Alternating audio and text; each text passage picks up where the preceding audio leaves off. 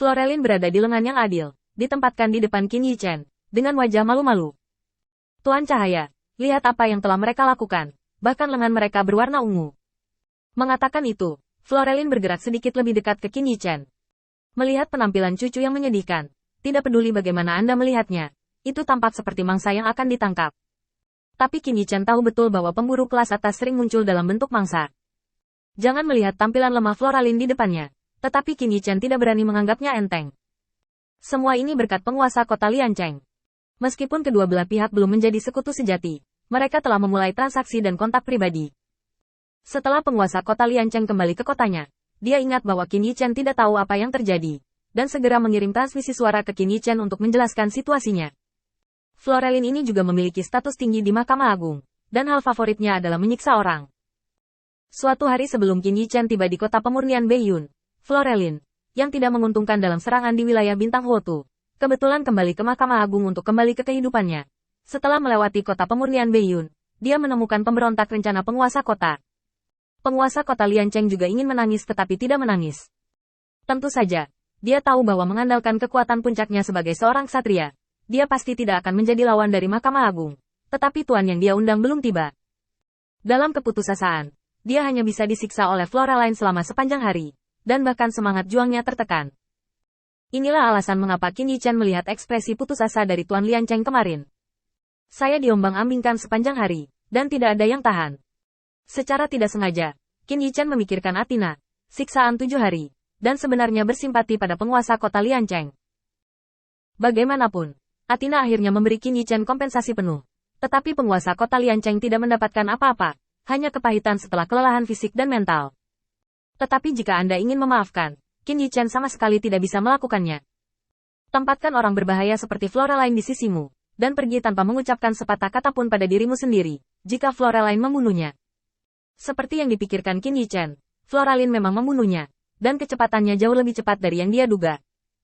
Qin Yichen, yang baru saja mengetahui kebenaran semuanya dari transmisi suara utusan yang dikirim oleh penguasa kota Liancheng, melihat bahwa Florelin sudah duduk di depannya, memperlihatkan lengan putih. Qin Yichen sedikit mengernyit. Florelin, saya merasa perlu menjelaskan kepada Anda bahwa saya datang ke kota pemurnian Beiyun hanya untuk bisnis, bukan untuk hal lain. Saya sudah memberitahu Mahkamah Agung, saat ini, sama sekali tidak mungkin membuat masalah bagi Anda. Anda dapat yakin dalam hal ini. Selama Anda tidak bertindak atas saya terlebih dahulu, saya berjanji untuk tidak mengangkat meja. Pernyataan Qin Yichen tampaknya merupakan penjelasan, tetapi ancaman kuat di dalamnya akan segera keluar. Ini setara dengan memberitahu Florelin bahwa jika Anda berani melakukan sesuatu kepada saya akan sangat disambut. Setelah Qin Yichen selesai mengatakan ini, Florelin menutup mulutnya dan terkekeh. Tindakan yang tampaknya tidak disengaja ini menarik pakaiannya sedikit, dan lengan putih bersihnya menunjukkan lebih banyak putih.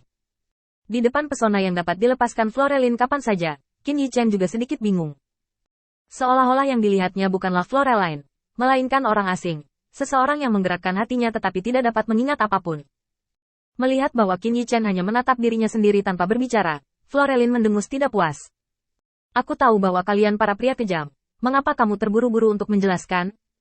Qin Yichen tersenyum sedikit, menyingkirkan tulisan di atas meja, dan menyerahkannya kepada Florelin.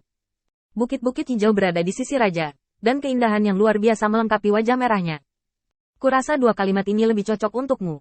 Sebagai hadiah, tolong jangan ganggu aku lagi. Florelin melihat gulungan kulit domba di tangannya, dan kemudian pada Qin Yichen, sudut mulutnya sedikit terangkat. Karena Anda suka berbicara tentang bisnis, tolong jelaskan kepada saya, mengapa Anda perlu membawa 40.000 orang ke sini untuk berbisnis, dan apa bisnis Anda? Tentu saja, kamu juga dapat memilih untuk tidak mengatakannya, tetapi kamu akan menanggung konsekuensinya sendiri. Melihat mata serius Florelin, Qin Yichen tahu bahwa orang ini pasti ada di sini untuk masalah. Bersandar beberapa menit, Qin Yichen tetap waspada. Hubungan antara kota pemurnian Beiyun dan Mahkamah Agung Ilahi tidak baik-baik saja. Lagi pula, saya juga anggota Mahkamah Agung atas nama. Saya tidak takut dia akan meremukkan saya. Adapun isi perdagangan, tidak nyaman untuk mengungkapkan hal ini. Aku takut membuatmu takut dengan mengatakannya. Tentu saja, Anda dapat meminta petunjuk dari Mahkamah Agung. Selama Mahkamah Agung berpikir tidak apa-apa untuk menerbitkannya, maka saya akan berbicara terus terang. Hal terakhir yang ingin saya katakan kepada Anda adalah bahwa semua yang saya lakukan adalah tanggung jawab saya. Sudut mulut Qin Yichen mengangkat senyum. Atau kau ingin melemparkan api ke kepalaku? Florelin ingin berdalih, tetapi Qin Yi menamparkan meja dengan debu. Menjaga martabat Mahkamah Agung dan menghancurkan para pemberontak adalah tanggung jawab Anda. Bukan tugas Anda untuk menyerang wilayah bintang Huotu. Jika Anda tidak merenungkan diri sendiri, Anda akan menemukan orang-orang di mana-mana untuk marah, dan Anda akan kehilangan muka Mahkamah Agung ilahi. Tanda seru. Sekarang aku akan memberi saudaramu kesempatan. Kembali. Aku bisa berpura-pura tidak melihatmu. Jika tidak, konsekuensinya akan menjadi risikomu sendiri. Setelah selesai berbicara, Qin Yi Chen melambaikan lengan bajunya, dan angin bertiup masuk, meniup tirai tenda. Tolong. Raungan yang tiba-tiba itu benar-benar membuat Floralin sedikit bingung, dan yang membuatnya semakin bingung adalah, bagaimana Qin Yi Chen tahu bahwa dia melakukan kesalahan di Huotu Xingyu. Awalnya, dia kembali dari perjalanan ini untuk mengaku bersalah kepada Mahkamah Agung.